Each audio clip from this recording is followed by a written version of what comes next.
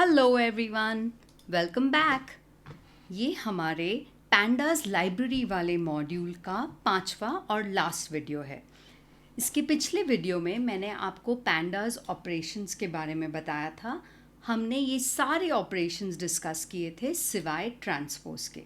इस वीडियो में हम ट्रांसपोज करना सीखेंगे पैंडास लाइब्रेरी के द्वारा। So what is transposing data? First, where we change columns into rows or rows into columns. हमारे databases के क्लास में हमारे पास एक वाइड डेटा का एग्जाम्पल था जो ऑर्डर्स के बारे में था और हमने उसको ट्रांसपोज किया था BigQuery में ताकि वो थोड़ा रीडेबल हो।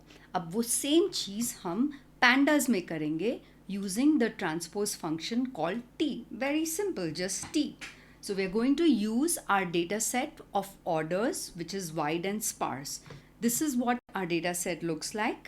We have a date column and we had these different columns of the mode of shipping and the segment of shipping, and it was very sparse and wide, the data, right?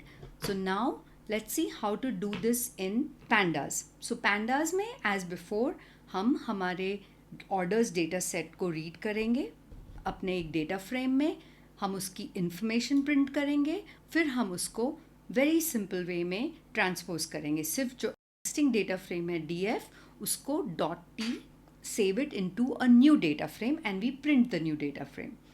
So what does that look like? We have about 10 columns of data and these are the object types. The date column is called of type object and the rest are floating point numbers because they have order values in it. And what is the data in each column? This is multiple rows. It has converted the columns into rows. But do you notice one problem with this data? Yes, that the date has also been converted into a row. अब ये तो हम नहीं चाहते थे।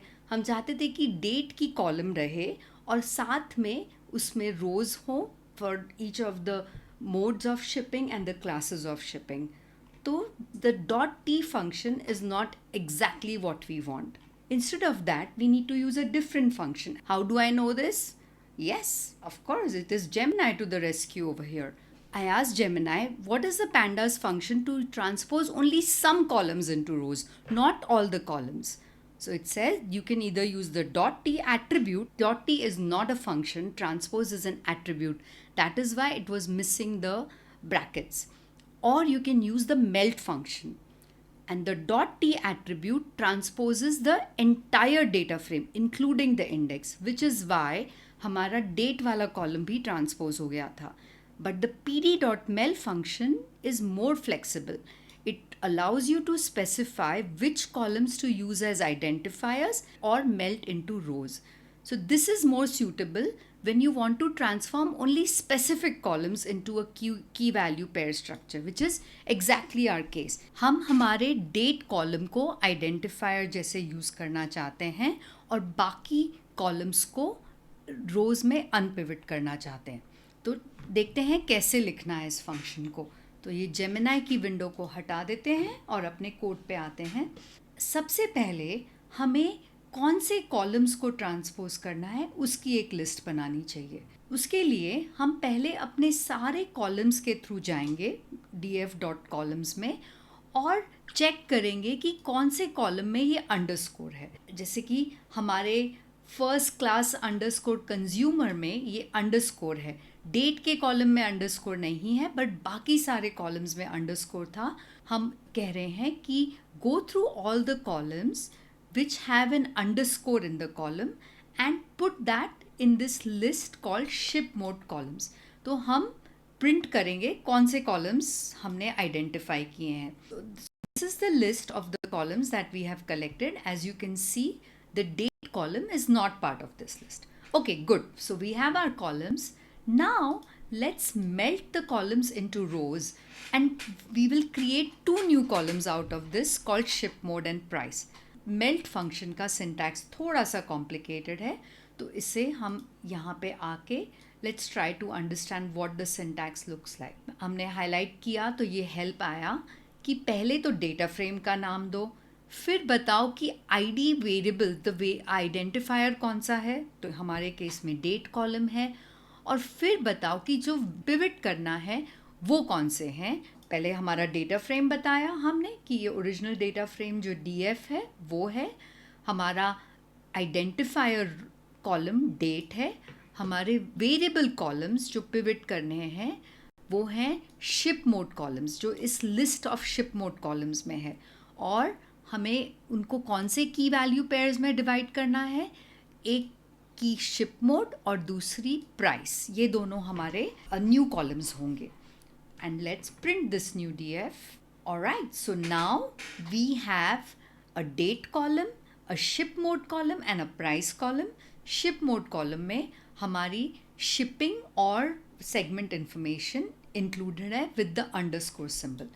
और price column में हमारी सारी प्राइस वैल्यूज़ हैं जो काफ़ी एम्प्टी हैं, बिकॉज ये स्पार्स डेटा था, राइट। इसको बेहतर बनाने के लिए हमें ये जो रोज़ हैं जिसमें कोई भी वैल्यू नहीं है उन्हें ड्रॉप कर देना चाहिए। Remember how we drop the null values? This is the function drop NA and with the in place equals true. In place equals true का मतलब क्या था कि हमारा करंट डेटा फ्रेम को ही चेंज किया जाएगा, जो न्यू DF है उसमें ही ये चेंजेस होंगे। So let's get to that step. Alright, so ये नल वैल्यूज़ के बजाय अब सिर्फ वही रोज़ हैं जिनमें कोई एक्चुअल प्राइस की वैल्यू है। So nice, our data is looking much better. But एक और इम्प्रूवमेंट हो सकता है कि व्हाट इफ़ हम ये शिप क्लास और सेगमेंट को सेपरेट कर दें, ये अंडरस्कोर जो है इसको 2 कॉलम्स में स्प्लिट कर दें। तो उसके लिए क्या करना पड़ेगा, हमें स्प्लिट फंक्शन यूज़ करना पड़ेगा। हम अपने डेटा फ्रेम में शिप मोड और सेगमेंट 2 कॉलम्स बना रहे हैं इसमें, using the current ship mode and splitting that. ये स्प्लिट फंक्शन का सिंटैक्स देख सकते हैं हम। So split function can be applied to a data frame. You give the string that the literal that you want to split on. I don't know what this expand equals true does. So I'm going to ask my friend Gemini again. What does expand mean in split function? I have asked Gemini what does expand mean in the split function, and it says when you use the string.split method on a series, the expand parameter determines the output format. If expand is false, it returns a series of list. Each element is in the series is a list containing the split strings. Okay, if it is true, it returns a data frame. Each element in the original series is split into the new multiple columns in the new data frame. And this is exactly what we want. We want it to split into a new data frame. So that is why I have used expand equals true. Thank you, Mr. Gemini. Finally, let's print our final output. And we have our final output, which is date, ship mode, price and segment, and each have been separated and our output looks nice and clean. But मुझे एक last चीज़ bother कर रही है हमारे इस output में। I know मैं थोड़ी सी परफेक्शनिस्ट जैसी हूँ, तो ये प्राइस का कॉलम बीच में नहीं आ रहा है। ये डेट, शिप मोड, सेगमेंट और फिर प्राइस होना चाहिए, राइट? तो मैंने जेमिनाई को पूछा how do I change the order of the columns. It says let's try reordering by creating a list of the desired column order and then re-indexing the data frame with that list. इसने मुझे यहाँ code भी लिख के दे दिया है ये green में। सो हम या तो एक्सेप्ट कर सकते हैं, तो लेट्स एक्सेप्ट इट। और उसने हमें बताया कि इस तरह से हम अपने कॉलम्स को रीऑर्डर कर सकते हैं। पहले हमें न्यू कॉलम ऑर्डर देना पड़ेगा कि हम किस ऑर्डर में चाहते हैं, और फिर न्यू DF को ये नया कॉलम ऑर्डर स्पेसिफाई करना पड़ेगा।